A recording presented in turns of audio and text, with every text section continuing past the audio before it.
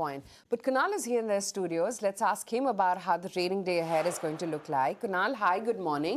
Much in the range, but getting a little bit lower. You think crude continues to be this overhang? And will we see lower levels now? Yeah, so we generally say one step back, two steps forward. This is one step back and one step forward.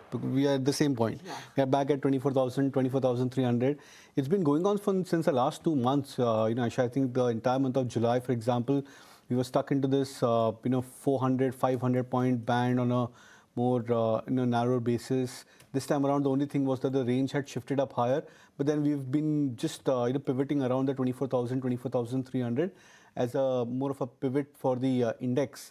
The only factor which has changed for the markets in the last couple of days is the slight rise in the crude oil prices, which has brought the supports for the index back from 24,300 to now 24,000 mark.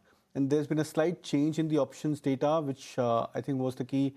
Yesterday, we saw that slight reversal from 24,300 as a hub, where there was a good amount of put writing a couple of days back towards a point when the mood had shifted on the lower side.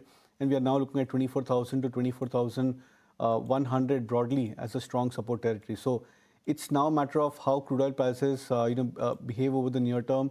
If we continue to see that gradual rise in the crude oil prices, there is a very strong likelihood that we may slowly and gradually drift back towards the 24,000 mark. And what sectoral tilt do you think one is likely to see? Would IT, for instance, continue to be under pressure? Would leading sectors like realty perhaps as well, will they fall some more? So there is this shift of sector patterns which we are seeing regularly. So it's not that all sectors are seeing a strong follow-through up move. I think last couple of days back, you had the real estate names which were doing very well. Yesterday was a day off for a few of the real estate stocks like Oberoi Realty, etc., which sort of went to a correction. IT had a fabulous last couple of weeks. This week, so far, start of this week, the likes of Infosys, HCL Tech, TCS, etc., these stocks are taking a bit of a backseat. So it's more like an on and off from the sector patterns, which is why it's going to be very difficult for a short-term trader to try and pick up any kind of a meaningful trend. But then, in these kind of time frames, it's always better to go with stocks and sectors which are seeing high volume activity, as well as a consistent price up move. Consistent doesn't mean that you see an immediate or consecutive follow through up move for 2, 3, 4, 5 consecutive days, but you need to see this pattern evolve over the next, maybe over a pattern of 1 or 2 weeks. And if we see that happening for a few sectors, then I think it makes a lot of sense. For example, defense stocks has been doing very well. You look at the metal names broadly for the last, I think, start of the month of August. You've seen many of these metal stocks making a good comeback. Auto Ank has been a theme which you've been highlighting. That's a sector which has been looking fairly strong, charged up. So I think it's better to concentrate on these kind of themes in a market or in an index zone, which is largely range bound. And you wouldn't buy on dips with regard to IT. You'd wait and watch for the next move. Yeah, so it's just been 2 days of correction for these IT stocks. We need to see a point where there is at least an attempt of reversal for these IT names. What generally transpires into a bottom formation for these IT stocks is that first hint of a bounce back, whether it's an intraday bounce back or whether it's a bounce back on closing basis. But the hint of that first bounce back generally gives us an indication that there's a demand zone which has come back, and this is where traders who missed out maybe in the previous leg or who probably have bought these stocks at lower levels, they would want to try and gather the IT stocks back again. We've still not hit that zone for the IT names, and that's why it's more like a wait and watch. Point taken. Kunal, stock picks? So 2 buy calls.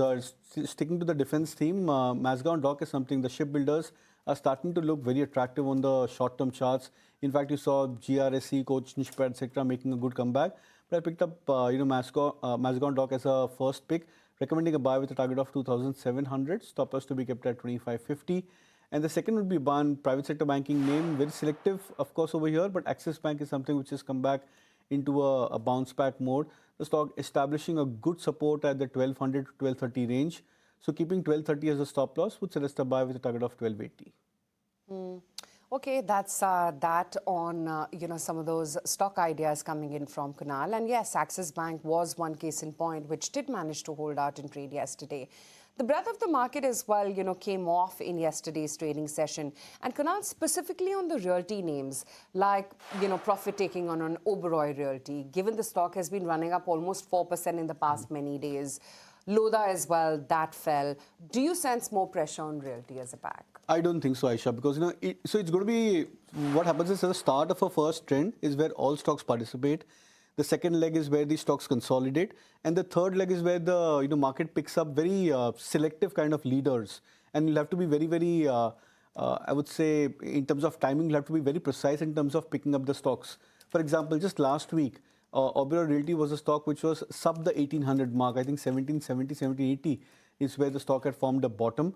And then the subsequent next 4 or 5 days, the stock came back towards 1940, 1950 levels, I think day before yesterday.